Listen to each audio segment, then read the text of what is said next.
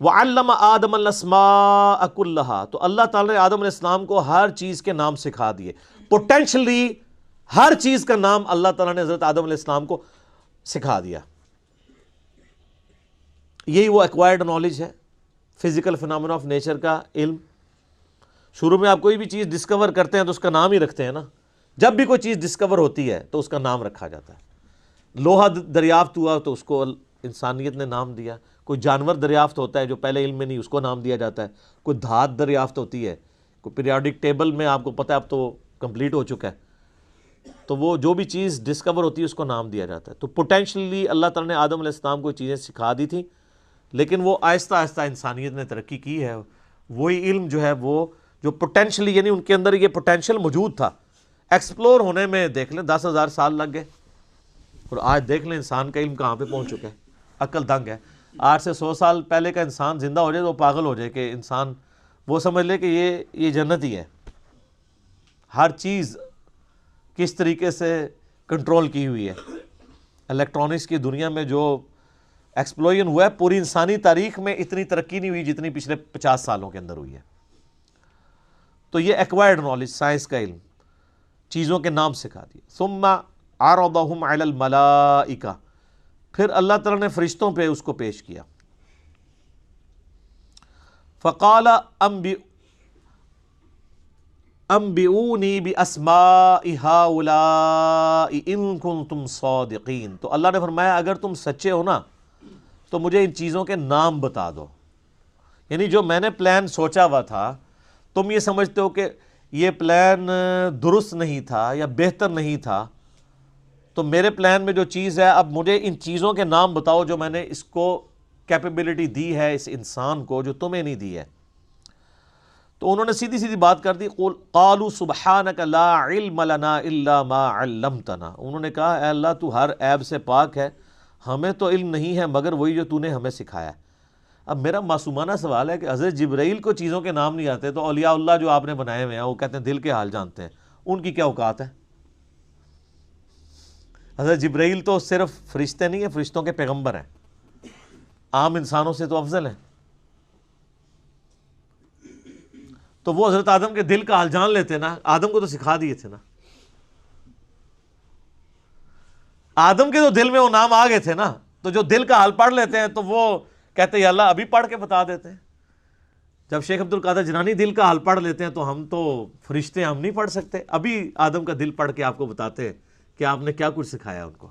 سب کچھ کہانی ہے. قرآن کے ہر صفحے پہ اتنی بڑی بڑی چپیڑیں ہیں سب کانٹیننٹ انڈیا، پاکستان اور بنگلہ دیش کے فرسودہ نظریات کے اوپر. اس لیے انہوں نے ایسے بالکل صحیح ٹوٹکا آپ کو بتایا کہ قرآن پڑھنا نہیں ہے، اس کے سوا چارہ ہی کوئی نہیں ان کے پاس. یہ رسک لے بھی نہیں سکتے. ترجمے بھی صرف برکت کے لیے کیے ہیں. میں آپ کو صحیح بتا رہا ہوں.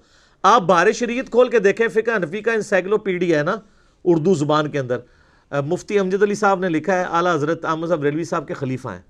تو جب نماز کا چیپٹر شروع ہے نا، وہ ہر چیپٹر سے پہلے نا جو ٹاپک ڈسکس کرتے ہیں نا اس پہ احادیث لے کے آتے ہیں. طہارت کا چیپٹر ہوگا تو بخاری مسلم سے احادیث لے کے آئیں گے، وضو کے اوپر، غسل کے اوپر، ان ساری چیزوں کے اوپر. اسی طریقے سے حج کا چیپٹر آئے گا، احادیث لے کے آئیں گے. نماز کا جب چیپٹر آیا نا تو اس پہ بھی حدیثیں لے کے آئے، لیکن حدیثیں کون سی کہ نماز پڑھنے سے گناہ معاف ہو جاتے ہیں، پتوں کی طرح جھڑ جاتے ہیں. اب آگے نماز کا طریقہ بھی تو لکھنا چاہیے تھا نا ان کو. تو وہ حدیثیں چھوڑ دی، باقی جتنی بخاری مسلم میں حدیثیں تھیں ساری ایک جگہ جمع کر دیں، لیکن ضمیر تو ملامت کرتا ہے نا.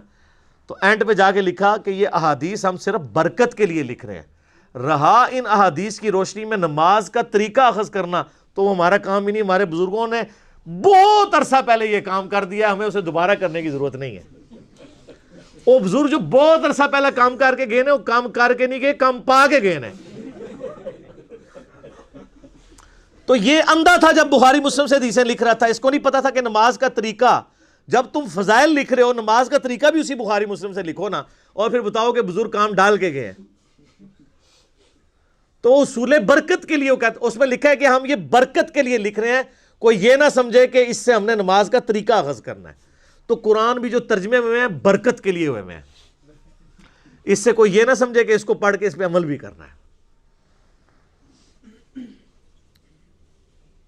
قالوا سبحانک لا علم لنا الا ما علمتنا، انہوں نے کہا اللہ تو پاک ہے، ہمیں تو بس اتنا ہی پتہ ہے جتنا تو نے ہمیں سکھایا ہوا ہے، ہم تو دل کا حال نہیں کسی کا جان سکتے، علم غیب نہیں ہے۔ انک انت العلیم الحکیم، بے شک تو ہی ہے علم والا اور حکمت والا۔ پھر اللہ نے کہا قال یا آدم، اے آدم، انبئہم باسمائہم، ان کو ذرا بتا دو نا ان چیزوں کے نام۔ تو آدم علیہ السلام کو تو اللہ تعالیٰ نے سکھائے ہوئے تھے، تو انہوں نے پھر وہ نام فلما انبأہم باسمائہم، تو جب آدم علیہ السلام نے ان چیزوں کے نام بتا دیے، یعنی جو بھی اللہ نے ایک سیمپل کے طور پہ چیزوں کے نام پوچھے تھے، تو اللہ نے فرمایا قال الم اقل لکم انی اعلم غیب السماوات والارض، تو اللہ تعالیٰ نے فرمایا کہ میں نہ کہتا تھا کہ میں زمین و آسمانوں کے غیب کو جاننے والا ہوں، وَأَعْلَمُ مَا تُبْدُونَ وَمَا كُنْتُمْ تَكْتُمُونَ، اور میں جانتا ہوں جو کچھ تم ظاہر کرتے ہو اور جو کچھ تم چھپاتے ہو۔ یہاں بھی علم غیب کا اللہ نے بتا دیا کہ غیب کا علم میرے پاس ہے، اور جتنا علم میں کسی کو سکھاؤں گا اس کو آئے گا، اور جس کو میں نے نہیں سکھایا ہوگا کسی کی کوئی کمپیٹنسی نہیں ہے کہ وہ حاصل کر سکے۔ اور میں جانتا ہوں جو کچھ تم ظاہر کرتے ہو اور جو کچھ تم چھپاتے ہو۔ اچھا، اس سے ایک بات تو یہ پتہ چلی کہ آدم علیہ السلام کو اللہ تعالیٰ نے فضیلت دی ہے علم کی بنیاد کے اوپر، وجدان، عشق، یہ جو آپ کو کوئی کہانیاں کرائی ہوئی ہیں ان پہ نہیں، علم کی بنیاد پہ۔ اور ہمارے نبی علیہ السلام کو سورہ طٰہٰ میں اللہ تعالیٰ نے یہ حکم دیا کہ آپ دعا کیا کریں قل رب زدنی علما، اے رب ہمارے، اے میرے رب میرے علم میں اضافہ کر دے۔ تو اللہ تعالیٰ فرمایا کہ میں جانتا ہوں جو کچھ تم ظاہر کر رہے ہو جو کچھ تم چھپاتے ہو۔ اب جو ظاہر کر رہے تھے وہ تو ہمیں بھی پتہ چل گیا کہ وہ کیا کہنا چاہ رہے تھے کہ یا اللہ ہم تیری عبادت کرنے والے ہیں، کافی ہیں، یہ زمین میں فساد کرے گا، لڑائی جھگڑا کرے گا۔ اور جو تم چھپاتے ہو، یعنی تمہارے دل کے اندر بھی اگر کوئی خیال آتا ہے، انہ علیم بذات الصدور، سینوں کے چھپے ہوئے رازوں کو جاننے والا ہے۔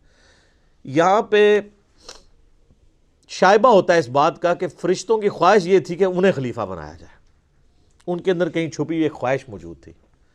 تو اللہ نے فرمایا کہ یہ جو کچھ تم کہہ رہے ہو نا، جو تم کہہ رہے ہو وہ بھی مجھے پتہ ہے، جو تمہارے اندر خواہش ہے نا وہ بھی مجھے پتہ ہے۔ اس میں یعنی ایک اشارہ ملتا ہے۔